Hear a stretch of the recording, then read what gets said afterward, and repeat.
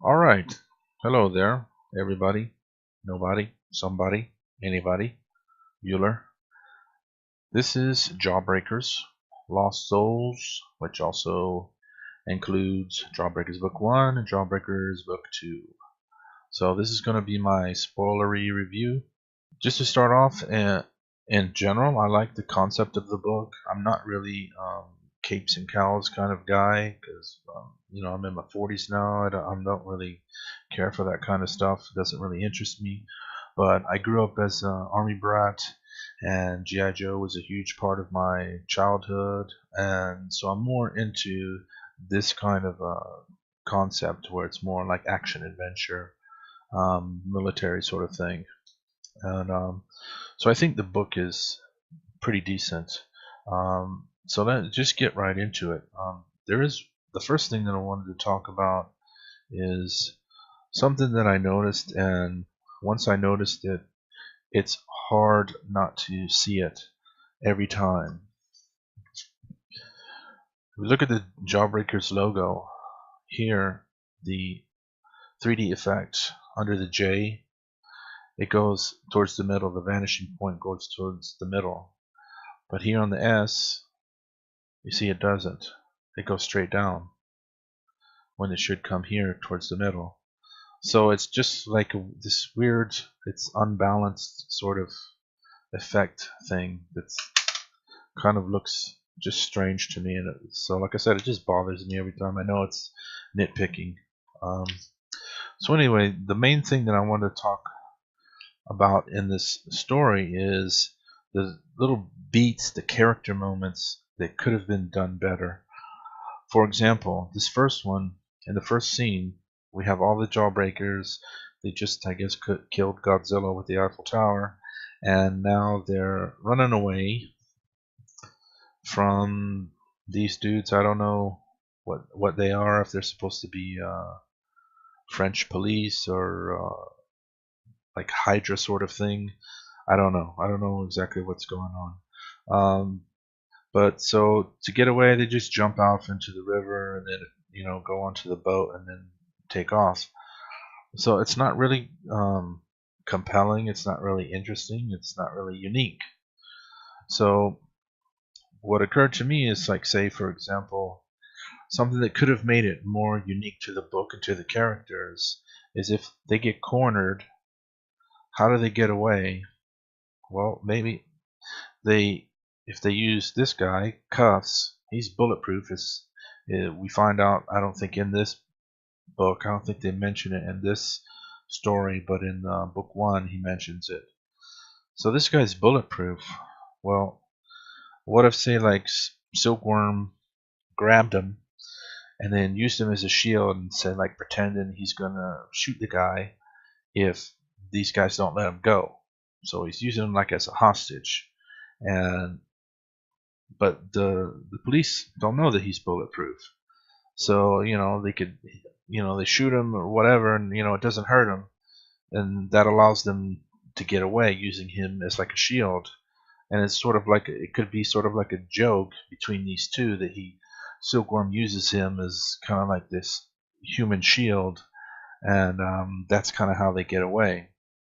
And obviously, you could play off of that and have it be something that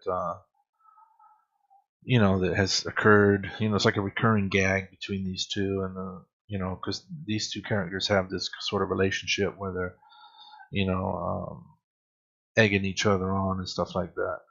So later, the team goes to Nigeria, and they meet this girl who presents him with this another little adventure, with this big gorilla that they gotta go hunt down. Now, you see here, she doesn't really tell them much about what they're going to face. And I believe that the purpose of this was because Richard didn't want to reveal, he wanted it to be this mystery, like, you see here they're riding on the ape, and then you see that it's a gigantic ape. So he didn't want to give away that. But I don't think you had to give it away in this part to set up, like, this overwhelming odds that they were about to face. And I think that's important. You want to set up that the characters are about to face some kind of real serious danger, so the readers can get more into it. And if you don't do that, then it kind of, there's not any real like emotional investment in it. And I don't think you had to reveal that it was a giant gorilla to do that. She could have just told them that, this is some sort of like ancient spirit that has, uh, um, whatever, like infected this gorilla, and he's changed him, transformed him, and he's super powerful, and he slaughters entire armies and all this kind of thing. And that would have been enough to really been like, oh, holy crap, what are we getting into? Without revealing that it was a giant gorilla. So I think this moment here was also a misstep. So then when they come out, and they come out to look for the gorilla, and as I showed just a little bit ago, it turns out they were actually riding on top of the gorilla here. Just one thing, I think it might have been interesting if the gorilla would have been like a silverback, and that so that when they're riding through these grass and this brush and everything, if it would suddenly turn into like silver, like the grass was silver and stuff, and it sort of had like this, I don't know, sort of magical kind of weird look to it. That could have been like a cool moment. They're just like, hey, why is this grass like all silver and stuff? And then it just, oh, we're on the back of a silverback. I just think that would have been kind of like a cool thing to do. That's just my opinion. And this whole thing with the shaman guy, this didn't really work for me. I thought it was kind of silly, and I think it might have been more interesting if this character, the elements of this character, like the supernatural aspect of him, where he knows what the gorilla is and all this kind of stuff, if that would have been instead put into the Sashi character, I think that would have been more interesting. That would have given her some more depth, more purpose. And like I said, I don't think this guy was really needed, and he kind of just comes out of nowhere and doesn't. It's all just kind of strange. And this whole thing about he reveals like all the backstory of the gorilla and everything, and how Silkworm can connect with the gorilla and control him. I think that could have just been done through Sashi. That she could have been made her more pivotal to the story.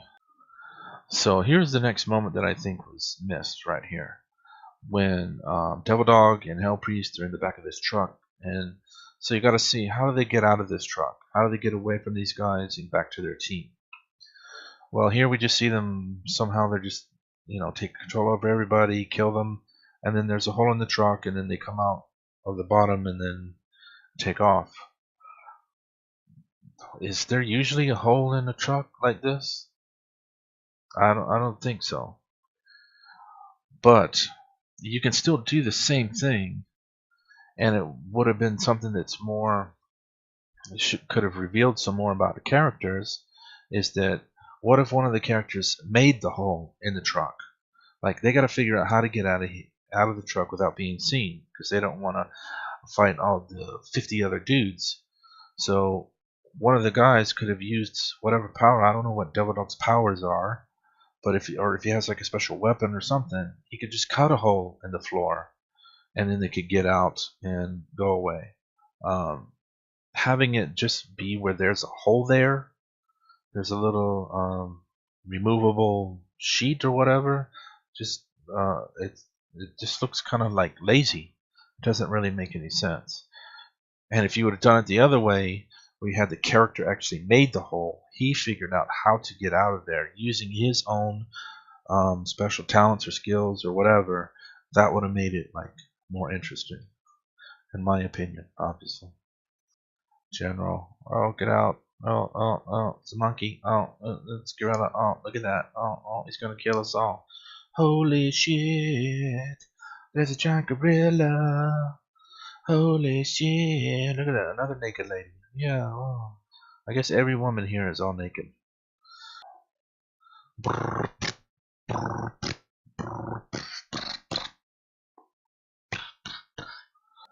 So the other character moment that I wanted to talk about is in here in book 2, where we find out that Knife Hand can actually talk.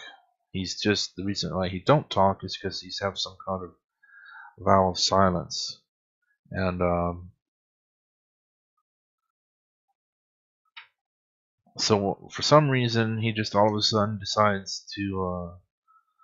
I guess because these are his entire clan that is now dead, and so now he can talk. I don't know, but for whatever reason now he starts talking, but he talks to his teammate, calls the guy an idiot. It's like these guys have been around together, presumably for a long time. I mean, that's the way that I took it. That seems like the way it's presented. And then the guy talks to his teammate and calls him an idiot. That seems a little strange. Um, I don't know why, but you know, like if you're an adult and somebody else calls you an idiot, that's that's like fighting words. I don't know. So that's my mini review of Jawbreakers, Lost Souls. I think the book is pretty decent, especially the artwork. That's really what sold me on this book was when I saw the artwork and the colors. I think the colors are really amazing. So that's about it. Cha cha cha. See you later, alligator.